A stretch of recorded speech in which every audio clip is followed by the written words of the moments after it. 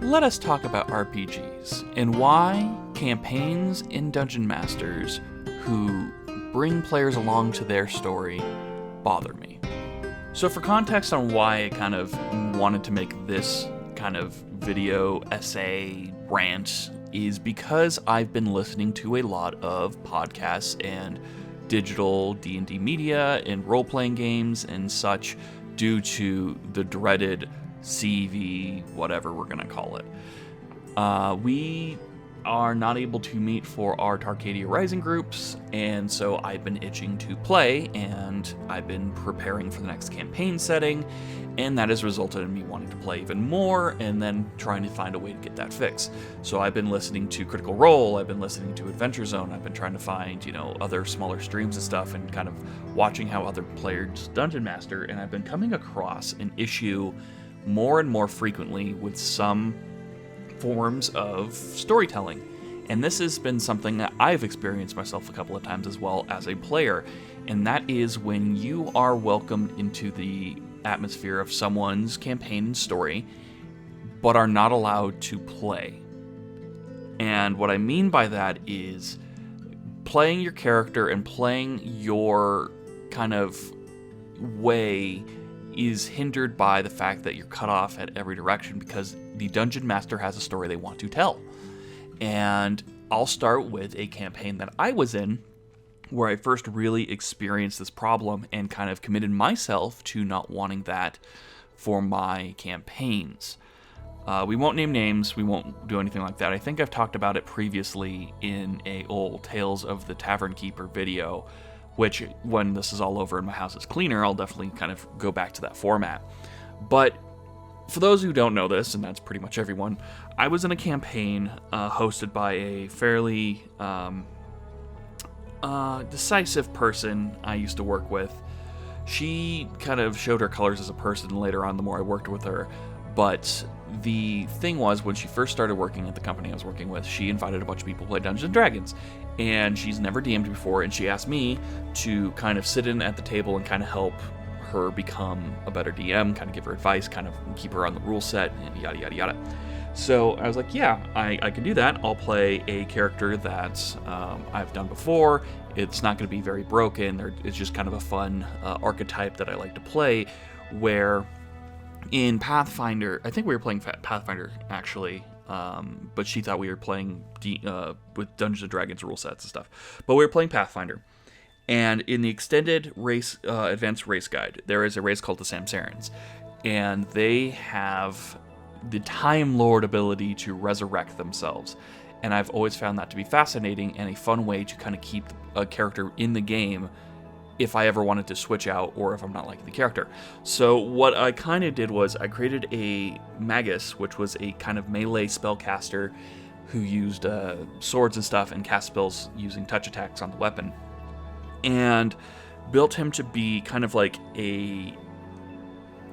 I want to say amnesiac, but not really. Whenever something was wrong with his bloodline where every time he would die and resurrect, he would lose all memory of his previous life, which was actually like part of the Samsaran storyline.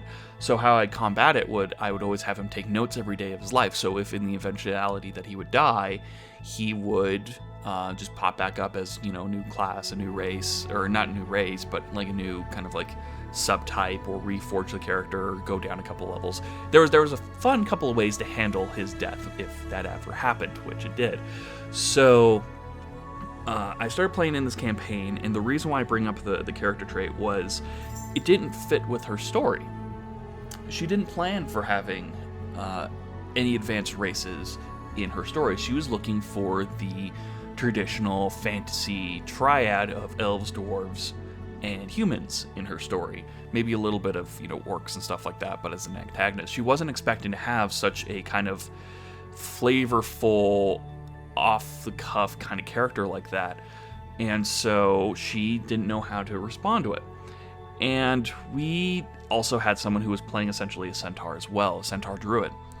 And we kind of started out the campaign, and it was a fairly light, you have a lot of exposition, built world building and stuff on her story and how it was based around like this world where gods were dragons, and they kind of like created the world, and there was like this yin and yang element to it. I can't remember too much about the story.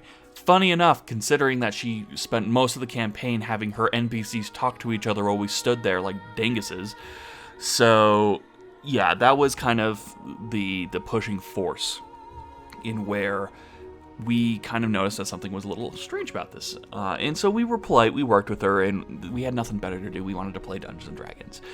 And we played a good 4 or 5 months in. We had a rotating cast of people because people were kind of not interested in having a campaign setting where there was a lot of go here, listen to this character talk. Go here, listen to this character talk.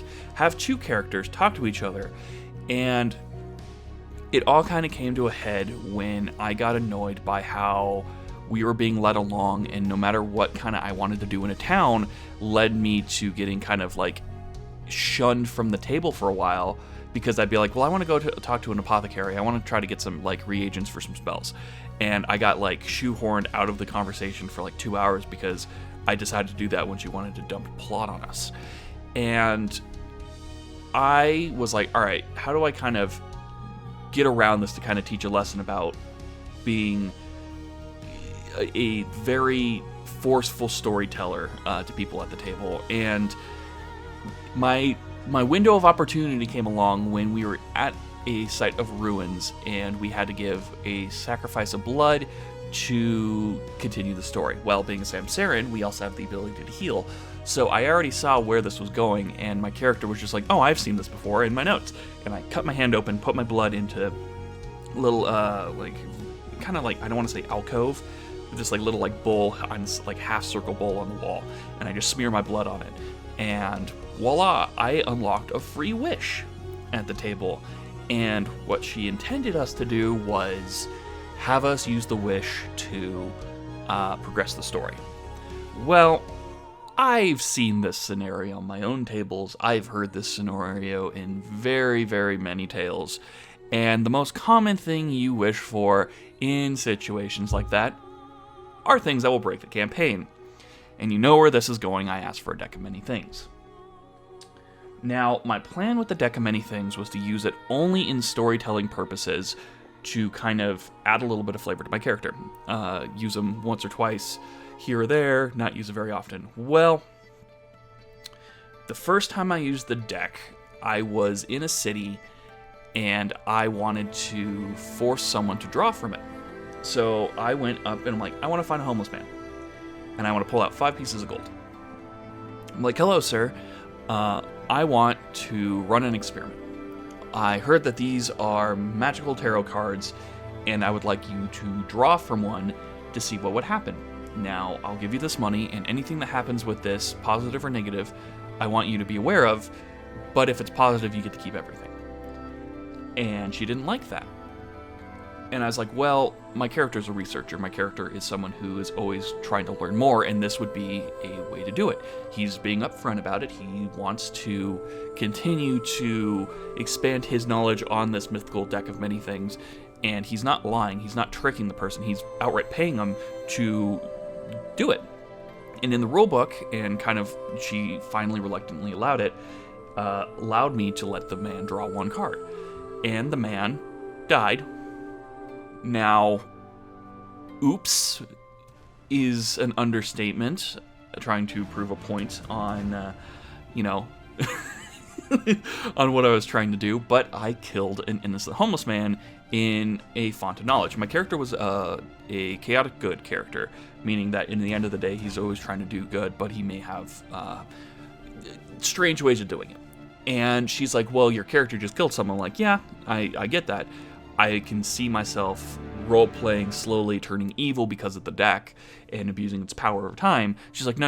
You're just going to lose, you're not going to gain experience from this session. I'm like, why am I not going to get experience for role-playing and participating at the table? She's like, well, you killed someone. That's against your alignment chart. I'm like, that goes against the story. I'm like, I'm in control of the story when it comes to my character.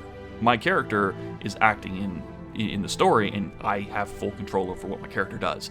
That is how role-playing games work. She's like, no, but this is my story. This is how I want to tell it. I'm like, okay, that's not great.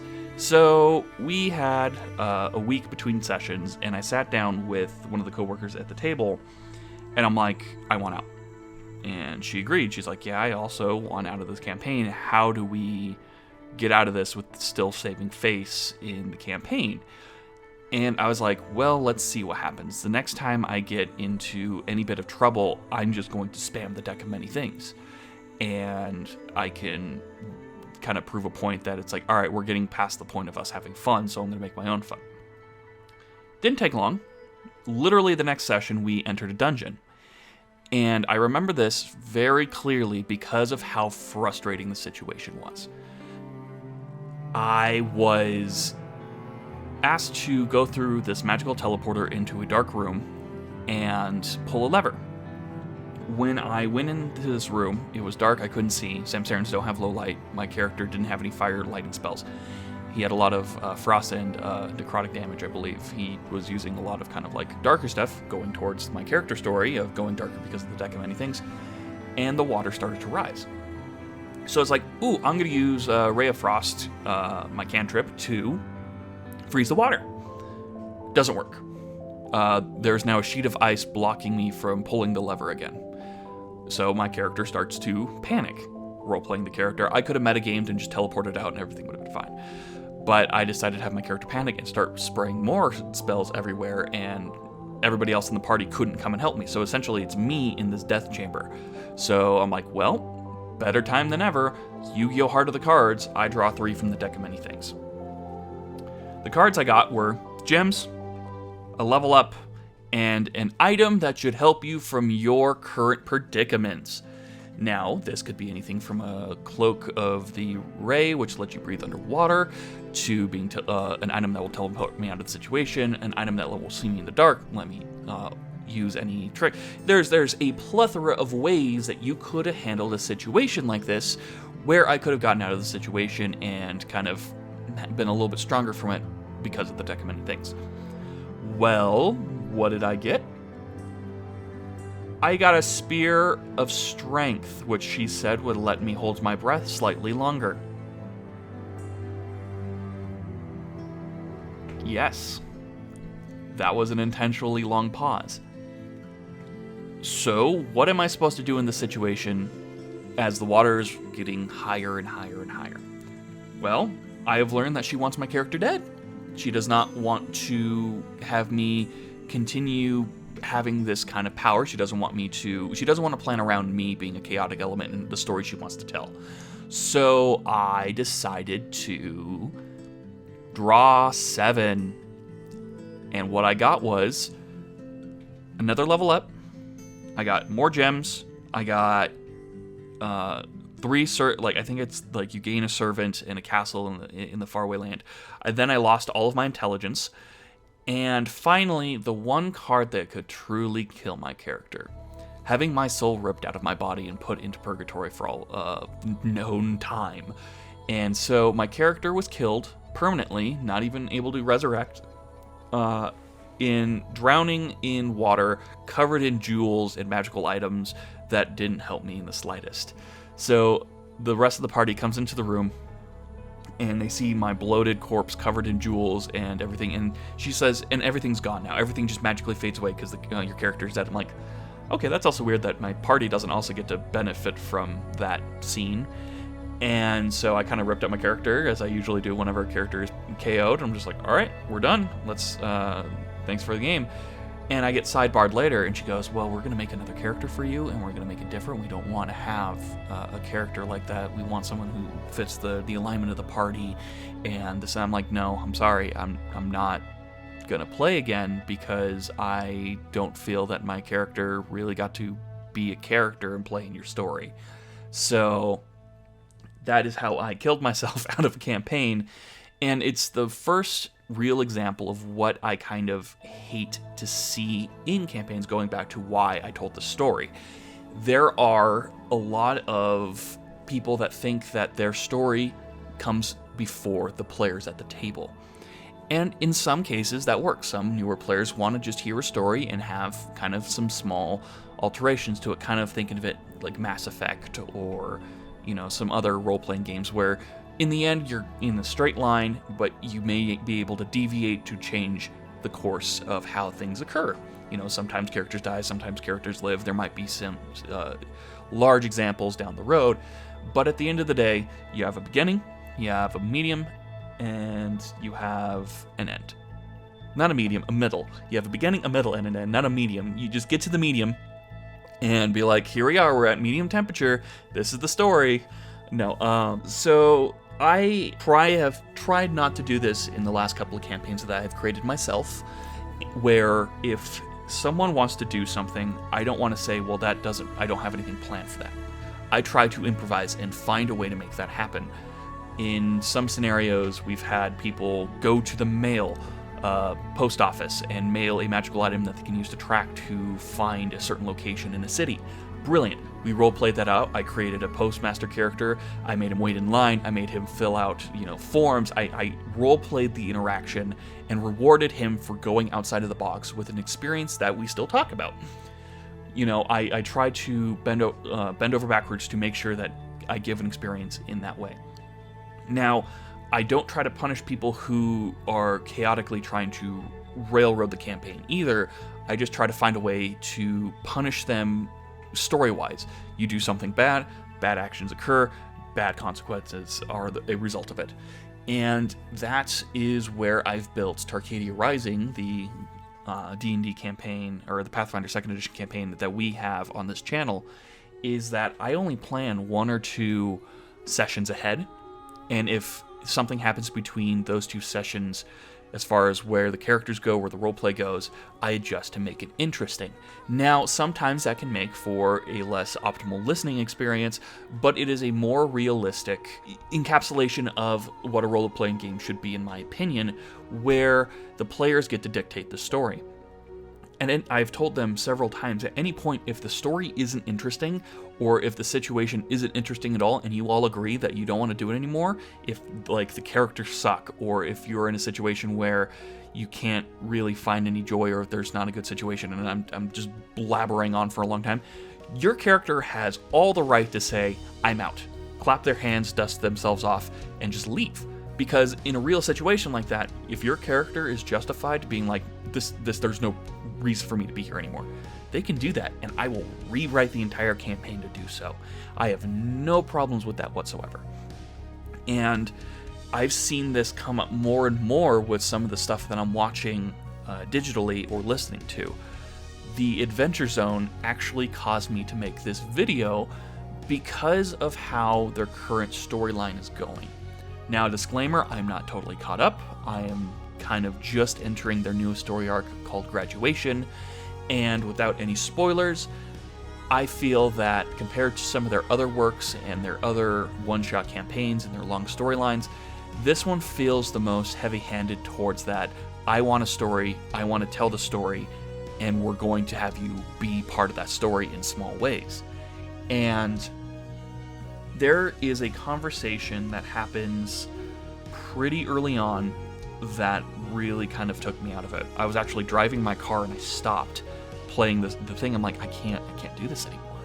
And the conversation boils down to the player characters are paired with a set of PCs to accomplish a goal. They're sent to a town to complete a task for the organization they are with, and it is 2 NPCs that are kind of telling the situation, kind of the quest givers. They're like, here's their situation, we need this resolved, and here are the 2 sides of the story.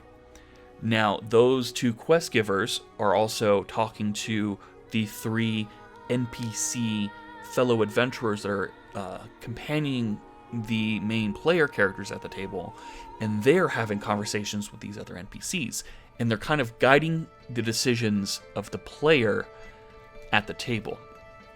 And what really bothers me about this is when the players come up with a solution that is wacky and fun, they kind of got discouraged by it, and it really bothers me. At the end, they were able to do what they wanted to do, but there was a lot of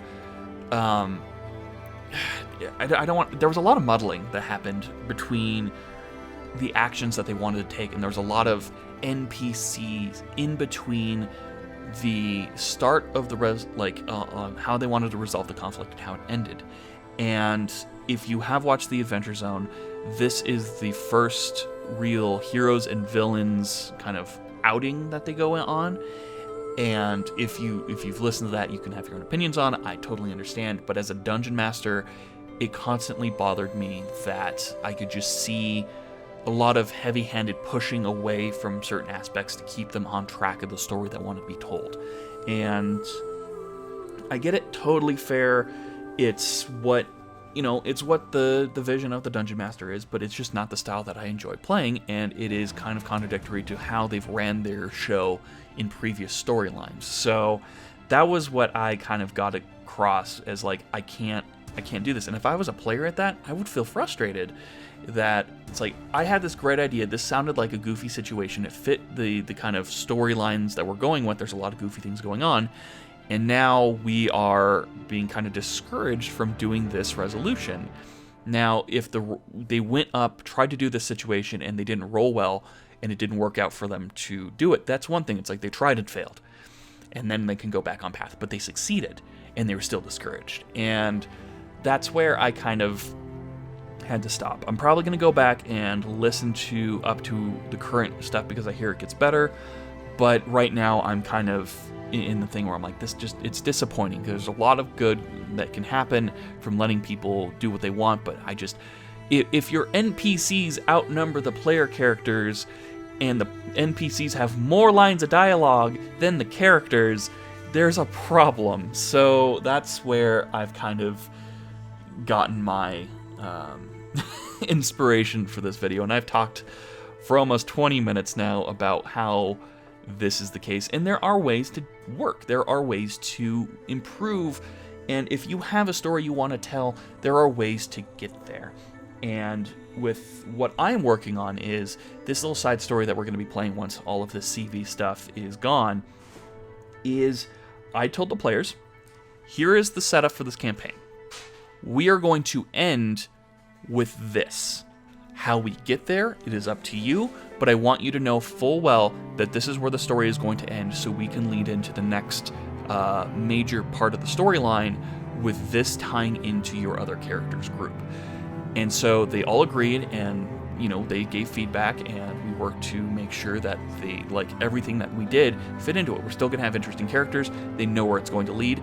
There are things that they don't know about that I'm keeping in my pocket for when we get to the end game. And that is where it's still going to be interesting, because they know where it's going to happen, but they don't know what's going to happen in between, and they don't know if I'm telling the truth or not. So that is where I kind of came to that compromise of telling the player something's going to happen ahead of time, but with stipulations of you're still going to have a lot of impact on the story. So overall, that is kind of like what I've been thinking for the past couple of days. And I'm like, I really want to make a video just kind of ranting and talking about it, but kind of give my feedback on why, as a dungeon master and as a player, I feel that kind of campaign really pulls me away. And it may not be bad for some newer players or certain groups, but for me, I'm there to play. I'm not there to listen for 2.5 hours, and every now and again I get to roll some pretty dice. So that's where I kind of sit. And yeah, that is my tangent on telling and not letting players play a story. Let me know in the comments down below what you think of my opinion on this. Do you feel the same way? Do you feel that I, as a dungeon master, am a little too open with the players and I create boring experiences? I have a bunch of D&D sessions on here, so you have more fodder to use against me than anything else. So please let me know. I'm definitely interested.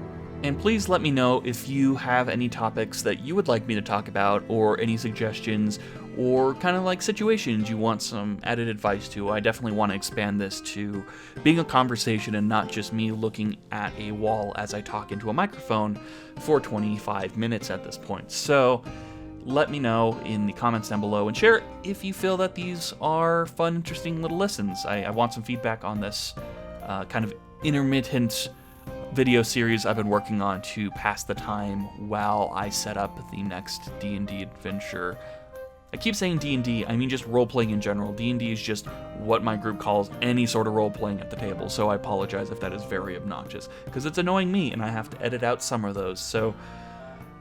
yeah, that's my story, and I'm sticking to it. That is the worst ending I could possibly do for this video, and it means everything about it, but I'm leaving it in because I find it funny. Thank you so much for listening. This has been Camter from Lost Forge Tabletop Gaming, and hopefully I will see you next time when I talk about some other weird role-playing game tidbits that annoy me for a long period of time. Bye!